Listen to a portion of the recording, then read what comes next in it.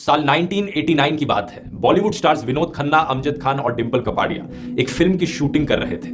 इस फिल्म का नाम था लेकिन, एक ड्रामा मिस्ट्री बॉलीवुड फिल्म भूत के बारे में। फिल्म की कहानी में एक औरत का भूत महल में भटक रहा था और मुक्ति चाहता था। इस फिल्म की शूटिंग हो रही थी जयपुर के महल में। एक दिन हुआ क्या कि शूटिंग का बड़ा आम दिन था। दिन खत्म हुआ, लोगों ने पैकअप किया शूट से। सूरज ढल गया, रात हुई और उस रात डिंपल कपाड़िया अपने बेड पर लेटी हुई थी। वो कहती हैं कि अचानक से उन्होंने एक औरत को अपने बेड के साइड पर बैठे हुए देखा। उस औरत के साथ उन्होंने बातचीत करी और उनके अंदर फीलिंग आई कि ये औरत एक भूत थी।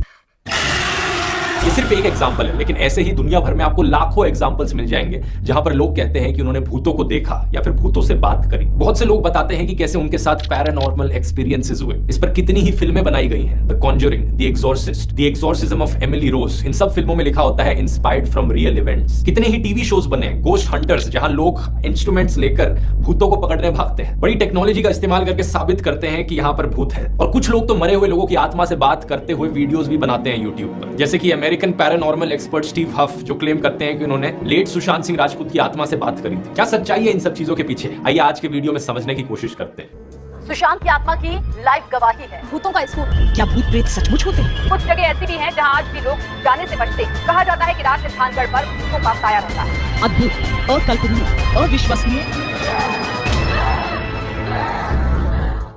सबसे पहले ऐसी घटना है दोस्तों जहां जवाब बड़ा ऑब्वियस है, उन्हें साइड में रखते हैं। जैसे कि फॉक्स सिस्टर्स का फेमस केस। साल 1800s में अमेरिका में 3 बहनें बड़ी फेमस थी स्पिरिचुअल लोगों के बीच में। इन 3 बहनों को फॉक्स सिस्टर्स करके पुकारा जाता था और लोग कहते थे कि बहुत ही छोटी उम्र से ये 3 बहनें भूतों और आत्माओं से बात कर सकती हैं। जब भी लोगों को किसी की आत्मा से बात करना होता था तो वो इन बहनों के पास जाते थे। ये बहनें आत्माओं से सवाल पूछती थी और रिस्पॉन्स में इन्हें इनकी कमरे की दीवारें इन्हें बजती हुई सुनाई देती थी। कई बार क्या होता था, इन्हें ब्लैंक कार्ड्स पर मैसेजेस लिखे हुए दिखते थे। इनके जो ये स्पिरिट टॉकिंग सेशंस थे, आत्माओं से बात करने के सेशंस थे, ये उस जमाने में बड़े पॉपुलर हो गए थे अमेरिका में। और इन 3 बहनों ने इससे बहुत पैसा कमाया। लेकिन एक दिन हुआ क्या कि इनमें से एक बहन के हस्बैंड की मौत हो गई। ये हस्बैंड बहुत ही कट्टर क्रिश्चियन थे और इन चीजों में मानते थे। उन्होंने अपनी वाइफ से कहा था कि ये सब करना बंद कर दो, भूतों से बात करना बंद कर दो। अपनी हस्बैंड की मौत के बाद ये एक बहन डिप्रेशन में चली गई, ड्रिंकिंग करना शुरू कर दिया और बाकी दोनों बहनों के साथ लड़ाई हो गई इस चीज को लेकर। फिर एक दिन क्या हुआ, इस एक बहन ने पब्लिकली जाकर कन्फेस कर दिया कि ये तीनों बहनें कितने सालों से लोगों को बेवकूफ बनाई जा रही थी। ये कोई भूतों और आत्माओं से बात नहीं करती थी, बस ये छोटी मोटी ट्रिक्स खेलने लग रही थी। कभी धागे से बांध के एप्पल को साइड में रख दिया कि कुछ गिरने की आवाज आए, कभी चुपके से अपने ही पैरों से बजाने लग गए कि ऐसा लगे कि दीवारों पे बजने की आवाज आ रही है। इस एक बहन ने कहा कि लोग इतने इमोशनल होते थे कि लोग इस डिल्यूजन में आ जाते थे। लोगों को ऐसा भी लगने लगता कि आत्माएं उन्हें टच करने लग रही हैं। ऐसी ही एक और फेमस कहानी है एमिटीविल हॉन्टेड हाउस की। न्यूयॉर्क में एक घर था जो इसका नाम था एमिटीविल। वहां पर एक रॉनी नाम के इंसान ने अपने पूरे परिवार का मर्डर कर दिया घर में। जब कोर्ट में पेश किया गया इस बंदे को तो इसने कहा कि एक्चुअली में इसे वॉइसेस सुनाई देती थी घर में। उन भूतिया आवाजों के प्रेशर में आकर इसने ये मर्डर किया। इसके बाद एक और परिवार था जो मूव इन हुआ इस घर में, जॉर्ज और केथी का परिवार। उन्होंने कहा कि उन्हें भी आवाजें सुनाई देने लगी, उन्हें भूत दिखने लगे। उन्होंने भी पैरानॉर्मल एक्टिविटीज होती हुई देखी इस घर में और फाइनली इन्हें घर छोड़कर भागना पड़ा। क्या मिस्ट्री थी इस कहानी की?